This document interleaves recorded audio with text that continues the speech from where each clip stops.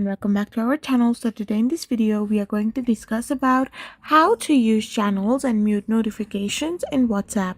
So without wasting much of our time, let's get straight into the video.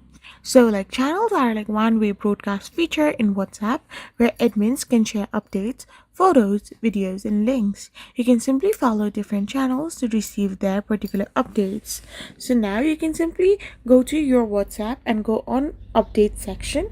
There you can find the option called channels.